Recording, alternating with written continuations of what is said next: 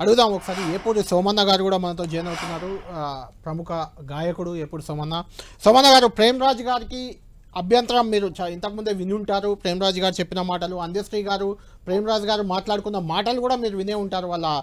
అయితే ఇక్కడ ఒక పాయింట్ ఏంటంటే, ఇది తెలంగాణ గీతం, తెలంగాణ రాష్ట్ర గీతం. ఇది రాసింది అందశ్రీ అయినా రాష్ట్ర గీతంగా మారిన తర్వాత దానిపై సర్వ హక్కులు తెలంగాణ ప్రజలకు వస్తాయి. అప్పుడు అలాంటి పాట విషయంలో కీరవాణితో దాన్ని కంపోజ్ చేయించాల్సిన అవసరం ఏంటి? అదేమన్నా ఆస్కార్ రేంజ్ సినిమా తీయబోతున్నారా? తెలంగాణ ప్రభుత్వం ఏమైనా తీస్తుందా? తెలంగాణ పాటకు ఉన్న పాట ట్యూన్ ఆల్రెడీ అదొక ట్యూన్లో ఉంది, ఆ ట్యూన్ సరిపోదా అనేది ప్రేమ్రాజ్ గారు అంటున్న మాట. మీరు దాన్ని ఎలా సమర్థించుకుంటారు? ప్రశ్న ప్రేమ్రాజ్ అన్న వేశాడు, జవాబు కూడా ప్రేమ్రాజ్ అన్న మాటలోనే ఉంది. ప్రేమ్రాజ్ అన్న ఒక గొప్ప మాట అన్నాడు, దాన్ని జస్ట్ ఏఆర్ రెహమాన్ గారు చేసినటువంటి ట్యూన్ కూడా దాన్ని జస్ట్ వినడానికి వేసుకుంటున్నాం తప్ప జనగణ మనకు ఏముంటాయి అని అన్నాడు. అందువల్ల ఇప్పుడు దీన్ని కూడా జయ జయ జయ హే తెలంగాణ అనేటువంటి పాటను కూడా దాన్ని కూడా జస్ట్ వినడం కోసం ఒక ట్యూన్ గానే అనుకుంటున్నాం. అది ఆల్రెడీ కోట్లాది మంది ప్రజల గుండెల్లో కొలువైనటువంటి పాట. దానికోసము ఇప్పుడు అందశ్రీని వ్యతిరేకిస్తలేరు వారు, ఓకే మంచి మాట చెప్పిండ్రు. కిరావాన్ని అసలు వ్యతిరేకిస్తలేరు, మంచి మాటే చెప్పిండ్రు. దాన్ని కూడా స్వాగతించు, అన్ని స్వాగతిస్తున్నావు కదా. ఆ రచయిత యొక్క ఒపీనియన్ కూడా గీనే ఉంటే మ్యూజిక్ బాగుండునేమో అని అనుకున్నాడేమో. ఏముంది దాంట్లో, పెద్ద తప్పేమున్నది అంటున్నా. దాన్ని కూడా స్వాగతించరాదు, ఏమున్నది దాంట్లో అన్న. ఓకే అన్న సోమన్న, ఇప్పుడు ఇది వినడం కోసమే మీరు చెప్పిన మాట అన్న ప్రేమరాజ్ అన్న, మీరు చెప్పిన మాట జస్ట్ ట్యూన్ వినడం కోసం మాత్రమే ఏఆర్ రెహమాన్ చేశారు. సేమ్ కిరావాన్. అంటే సోమన్న గారు, ఇక్కడ నాకు ఒక చిన్న డౌట్. అంటే జాతీయ గీతంగా మనం జనగణమన ఆల్రెడీ ప్రార్థనలు స్కూళ్ళల్లో పాడుతున్నాము. అలా ఈ పాటను పాడించే ప్రయత్నం ఏం జరగట్లేదా? ఎందుకంటే 5-6 నిమిషాలు ఉన్న పాటను 90 సెకండ్లకు కుదించారు కదా. అలాంటి ప్రయత్నం ఏం చేయట్లేదా మీరు ప్రభుత్వం? అలాంటి ఆలోచన లేదా? అంటే మీరు చెప్పేదాన్ని బట్టి అలాంటి ఆలోచన లేదంటే. వినండి ఒక్క మాట వినండి. నేను చెప్పేదాన్ని బట్టికి అప్పుడే అన్ని అర్థాలకు పోకండి. లైవ్ లో అన్న మాట్లాడుతుంటే నేను ఎన్నో మాటలకు దాన్ని ఆన్సర్ ఇస్తున్నాను. నేను అప్పుడే అంత దూరం అర్థాలకు వెళ్ళొద్దు. దాన్ని ఏం చేస్తారు, ఏం కథ రేపు జరగబోయేదాన్ని చూస్తుంటాం అందరం. మీలాగా మేము మనందరం కలిసి చూస్తాం, అది కలిసి వింటాము.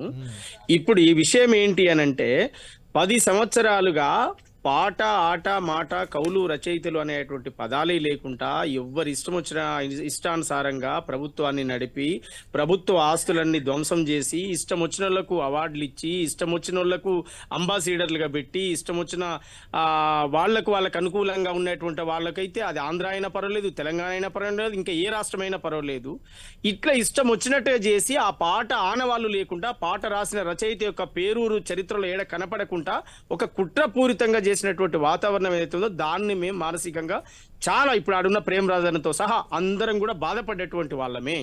ఈ పాట ఎందుకు రాలేదు అని చెప్పినటువంటి వాళ్ళమే. ఇవాళ ఒక ప్రయత్నం జరుగుతా ఉంది. అన్ని స్వాగతిస్తున్న మీరే ఇది కూడా స్వాగతించండి. రచయిత ఒక ఒపీనియన్ గా అది జరిగింది, అది ఆయన డిసిషన్ తీసుకున్నాడు, దాన్ని కూడా స్వాగతిద్దాము అంటున్నా. ఇది పెద్ద విషయం చేయాల్సినటువంటి అవసరం లేదు. ఒక మంచి ఉద్దేశంతో రాష్ట్ర ప్రభుత్వం, గౌరవ ముఖ్యమంత్రి గారు ఒక మంచి ఉద్దేశంతో ఈ పాటను రాష్ట్ర గీతంగా దాన్ని ముందుకు తీసుకొచ్చేటువంటి ప్రయత్నం చేస్తున్నారు కనుక అట్లా స్వాగతిద్దామని అడుగుతా ఉన్నాను. రైట్. ప్రేమరాజ్ గారు, రేవంత్ రెడ్డి గారు కూడా క్లియర్గా చెప్పారు, దీన్ని రాష్ట్ర గీతంగా చేయడం 10 ఏళ్ళుగా సాధ్యం కాలేదు, బీఆర్ఎస్ చేయలేదు. ఎందుకు చేయలేదు అనేది వాళ్ళు ఎక్స్ప్లెనేషన్ ఇవ్వాలి. అయితే చెయ్యని ఈ పాటని ఇప్పుడు గుర్తింపు తెస్తున్నారు, రాష్ట్ర గీతంగా ప్రకటించారు, ఆల్రెడీ ప్రకటించారు. దాన్ని అఫీషియల్గా రానుంది 2వ తేదీన, జూన్ 2న. ఇంకొక మాట కూడా చెప్పారు రేవంత్ రెడ్డి గారు, ఆ పాట రచయిత ఎవరైతే ఉన్నారో అందశ్రీ, దాని పాట రూపకల్పన బాధ్యతలు మొత్తం ఆయనకే ఇచ్చాను, నాకు ఎలాంటి సంబంధం లేదన్నారు. అఫ్కోర్స్ ఇప్పుడు అందశ్రీ, కీరవాణి, బట్టి విక్రమార్క, రేవంత్ రెడ్డి అందరూ కలిసి ఆ పాటకు తుది మెరుగులు ఇప్పుడు దిద్దుతున్నారు. సీఎం రేవంత్ రెడ్డి నివాసంలోనే దిద్దుతున్నారు. అయినా అందశ్రీ నిర్ణయం మేరకు, అందశ్రీ కోరిక మేరకు, అందశ్రీ ఆయన అనుకున్న దాని మేరకు ఆయన పాటను ఆయనే డెవలప్ చేసుకుంటున్నారు అని రేవంత్ రెడ్డి గారు చెప్పిన పాటను ఆయన డెవలప్ చేసుకొని ఆయనే వింటే మాకు ఎవరికి అభ్యంతరం లేదండి. అది రాష్ట్ర గీతంగా కాకుండా ఆయనే చేసుకొని ఆయనే విని ఆయనే చేసుకుని మేమెందుకు మాట్లాడతామంటే రాష్ట్ర గీతం అన్న దగ్గర కదా మాకు అభ్యంతరం వచ్చేది. ఆ పాట కోసం ఖర్చు పెట్టి ప్రతి పైసా రాష్ట్ర ఖజానాలోంచి తీస్తున్నారు. దాన్ని మా నెత్తిన రుద్దుకుంటూ నా ఇష్టం అంటే ఎట్లాగండి? నువ్వేమో ఆ పాట తీసుకొచ్చి మా నెత్తిన రుద్దుతావు, ఇది రాష్ట్ర గీతం అయ్యా మీరు పాడుకోండి అని. కానీ నా ఇష్టం వచ్చినట్టు చేస్తా అంటే ఎట్లా కుదురుతుందండి? వన్స్ ప్రజల ముంగటికి వెళ్తున్నప్పుడు ప్రజలకు బాధ్యత వహించాల్సిన పని లేదా? వాళ్ళ మనోభావాలను గౌరవించాల్సిన అవసరం లేదా? ఇప్పుడు నేను ఆయనకు వదిలేశానని ఈయన చెప్పటం, ఆయన తీసుకొని ఇష్టానుసారం ఆయన చేయటం ఎక్కడేంటి? వాళ్ళిద్దరి వ్యవహారం కాదు కదా ఇది ప్రజల పాట అయినప్పుడు నీకు నేను నా ఇష్టం వచ్చినట్టు చేస్తా అని చెప్పేసి అనే హక్కు నీకెక్కడదండి? ఇప్పుడు దాని నుంచి ఇప్పుడు సినిమాకి కూడా అండి హక్కులు ఉంటాయి. ఇప్పుడు ఒక పాట రాసినా చేసినా నిర్మాతకు హక్కులు ఉంటాయి దాని మీద. అట్లాంటిది ఇక్కడ ప్రభుత్వానికి హక్కులు ఉంటాయి. అంటే ప్రభుత్వానికి అంటే ప్రజలకు, ఆ ప్రభుత్వం ఎవరికి జవాబుదారి? ప్రజలకి. అంటే ప్రజలకి నువ్వు ప్రజల డబ్బు వాడుతున్నప్పుడు ఆ ప్రజలకు నువ్వు ఆ పాట అంకితం చేస్తున్నప్పుడు ప్రజల మనోభావాల్ని నువ్వు గౌరవించకుండా నేను ఆయనకు వదిలేశానని చెప్పేసి ఈయన అనటం కానీ, లేదా ఆయన నాకు ఇష్టం గనక నీకు ఇష్టమైతే నువ్వు డబ్బులు పెట్టి ఖర్చు చేసుకొని నువ్వు ఎక్కడైనా పాడుకోదాన్ని. నువ్వు దాన్ని ఎక్కడ ఏం చేస్తున్నావు ఒకటి ఇక్కడ ఆలోచించాలి. రాష్ట్ర గీతం చేస్తున్నావు కదా, ఇంకా నీ ఇష్టం ఎక్కడ ఉంటుందయ్యా? అంటే రాష్ట్ర గీతం రచయిత అందశ్రీ గారు తెలంగాణ మేము అంటున్నామా? వాళ్ళే కదా, పేరు తీసేయట్లేదు కదా. కాదొద్దంటావు. ఇప్పుడు రాష్ట్ర ముఖ్యమంత్రి వచ్చి అందశ్రీ వచ్చి ప్రేమరాజన్తో మాట్లాడితే కరెక్టా? ఏంటండి రాష్ట్ర ముఖ్యమంత్రి రేవంత్ రెడ్డి గారు అందశ్రీ ఇద్దరు వచ్చి మీతో మాట్లాడాలా? నాతో అంటే ప్రజలతో అండి. నాతో మాట్లాడమని కాదు కదా. దాని అర్థం ప్రజలతో మాట్లాడమని కదా.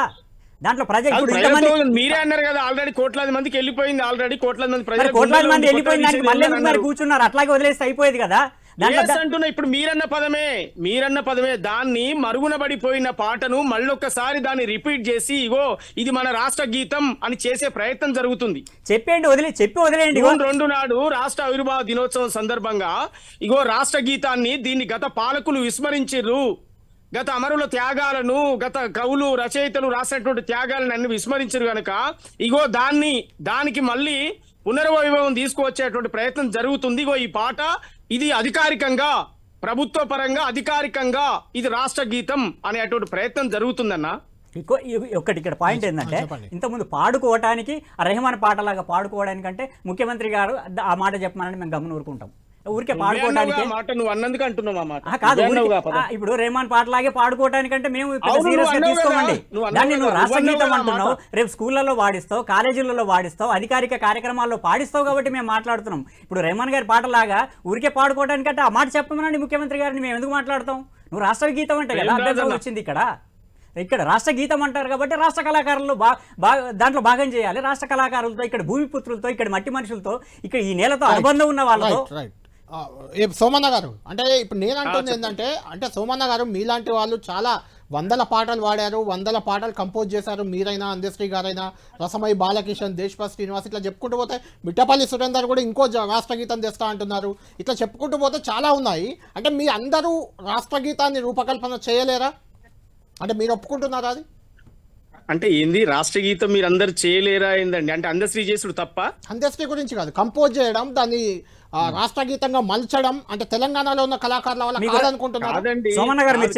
ఇప్పుడు మీరు ఒక ఛానల్ మీది ఒక ఛానల్ అండి, మీరు ఛానల్ పెట్టారు. ఇప్పుడు ఈ చర్చా వేదికలకు ఎవరెవరిని పిలవాలి, ఏం కథ అనేటువంటి స్వేచ్ఛ కూడా మీకు ఇవ్వద్దా? ఖచ్చితంగా ఉంటుంది. మరి ఒక పాట రాసిన రచయితకు అది పాట తెలంగాణ ప్రజల కోసమే రాసిండు, తెలంగాణ రాష్ట్ర గీతమైన ఆనాడు ప్రకటించారు, దాన్ని మరుగున పడిపోయారు. ఇవాళ ఆ రచయిత యొక్క ఒపీనియన్ అసలు తీసుకునే వద్దా? అది పెద్ద నేరం. అది అయితే తెలంగాణ కళాకారులు మాకు అవకాశం ఇవ్వమని అడగటం నేరమా పాపమా? ఇప్పుడు చేయలేమా అని వాళ్ళు అడగటం పాపమా నేరమా? చెప్పండి. అందశ్రీ తెలంగాణ కాదా? అందశ్రీ గురించి ఎవరన్నా మాట్లాడుతున్నామా? అందశ్రీ గారి గురించి ఎవరు మాట్లాడుతున్నారన్నా? అందశ్రీ గారి గురించి ఎవరు మాట్లాడుతున్నారు? ఆస్కార్ అవార్డు గ్రహీత మ్యూజిక్ చేయాలి అని కోరుకోవడే తప్ప నీ దృష్టిలో?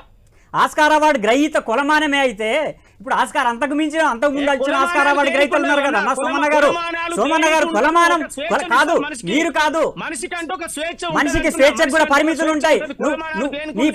నీ పాట నువ్వు చేసుకొని నువ్వు అమ్ముకుంటే ఎవరు మాట్లాడడం? మేము నీ పాట నువ్వు చేసుకొని మా తెలంగాణ ఎత్తిన రుద్దకపోతే మేము ఎవరం మాట్లాడడం? నీ పాట నువ్వు కంపోజ్ చేసుకొని నీ ఇంట్లో పాడుకుంటే మేము ఎవరం అభ్యంతరం పట్టం. గవర్నమెంట్ ఖజానాల నుంచి ₹1 కూడా తీయకుండా నీ పాట చేస్తే మేము ఎవరికి అభ్యంతరం పెట్టం. మీరు గవర్నమెంట్ ఖజానాలో డబ్బు వాడతారు, తెలంగాణ రాష్ట్ర గీతం అని ప్రజలు నెత్తిన రుద్దుతారు, కానీ ప్రజల భాగస్వామ్యం లేదు, నా ఇష్టం వచ్చినట్టు చేస్తారంటే ఏం మాటలు సోమన్న గారు? ఇది పక్కా మీరు బీఆర్ఎస్ పార్టీ నాయకుడు మాట్లాడినట్టు మాట్లాడుతున్నావు. రాష్ట్ర ఖజానా పైసలు తీయకపోతే ఇన్నేళ్ల నుంచి ఎవరు తీసినప్పుడు బాధ్యత ఉంటుందా లేదా? తీసినప్పుడు రెస్పాన్సిబిలిటీ ఉంటుందా లేదా? అది ప్రజలకు జవాబు చెప్పాల్సిన అవసరం లేదా? గత పాలించిన వాళ్ళందరూ వాళ్ళ ఇళ్లకి వెళ్ళి ఎకరాలు అమ్ముకొచ్చి పెట్టిరా? నేను ఈ పాట గురించి మాట్లాడుతున్నా నేను ఈ పాటకు ప్రజల డబ్బు నువ్వు ఖర్చు పెట్టినప్పుడు ఇక్కడ ఎమోషన్స్ లేదా? ఇంత కండ్ల కుట్ట, ఇంత ఒక పాటను రికార్డింగ్ చేస్తే ఇంత కండ్ల కుట్ట, వేల కోట్లు లక్షల కోట్లు పాట ఎక్కడ పుట్టింది? వెంకన్న గారు మీరు ఉద్యమంలో పాల్గొన్నారు. ఆ పాట ఎందుకు పుట్టింది చెప్పండి? అదేమన్నా సినిమా పాటనా? తెలంగాణ ఉద్యమం కోసం పుట్టింది ఆ పాట? ఆ పాట సినిమా పాటనా?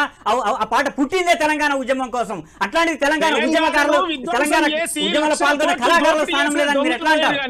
ఒక పాట జయ జయ హే తెలంగాణ పాటను రికార్డ్ చేస్తే దానికి రాష్ట్ర బడ్జెట్ తీసిపోయిందా? దానికి కేటాయించిన వద్దని చెప్పట్లా. రికార్డ్ చేస్తే దానికి రాష్ట్ర బడ్జెట్ కేటాయించారు కనుక జవాబుదారీతనం వహించాలంటున్నా. సోమన్న గారు, ప్రేమరాజు గారు, దానికి అయ్యే ఖర్చు పెద్ద ఖర్చు కాదు రాష్ట్ర బడ్జెట్ లో, అది చాలా చిన్న అంశం.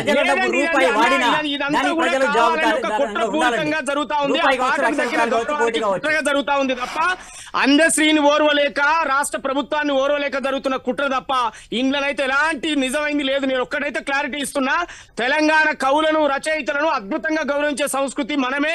ఎవరు కూడా కించపరిచేది గౌరవిస్తున్నారా, అవమానిస్తున్నారా ఇప్పుడు తెలుస్తుంది కదండి. సోమన్న ఇప్పుడు గౌరవిస్తున్నారా, అవమానిస్తున్నారా తెలుస్తుంది కదా. రాజకీయ కోణమే కదా. సోమన్న గౌరవిస్తున్నారా, అవమానిస్తున్నారా తెలుస్తుంది కదా. గౌరవిస్తున్నారా, అవమానిస్తుందా తెలుస్తుంది కదా. ఇంతమంది గొంతెత్తి మాకు అర్హత లేదా? మేము తెలంగాణ ఉద్యమంలో పాల్గొనలేదా? మేము తెలంగాణలో వందల వేల పాటలు మేము రాయలేదా? మా టాలెంట్ లేదా అని చెప్పి వాళ్ళు క్వశ్చన్ చేస్తా ఉంటే మీరు ఏ సమాధానం చెప్తారు దానికి? ఆక్రోశం వెలగక్కుతున్నావు అంటే నీ కడుపులో ఎంత బాధ. నేను మ్యూజిక్ డైరెక్టర్నా? రేపిస్తే నేను చేస్తాను దానికి మ్యూజిక్. నాకెందుకు ఉక్రోషం? ఆయన ఒక్కసారి వెనక్కి తిరిగి యూట్యూబ్ లో కొట్టు, నేను ఆ పాట కావాలని నేను ఎంత మాట్లాడినా నీకు తెలుస్తుంది. ఒక్క నిమిషం సోమన్న గారు, ఒక్క నిమిషం.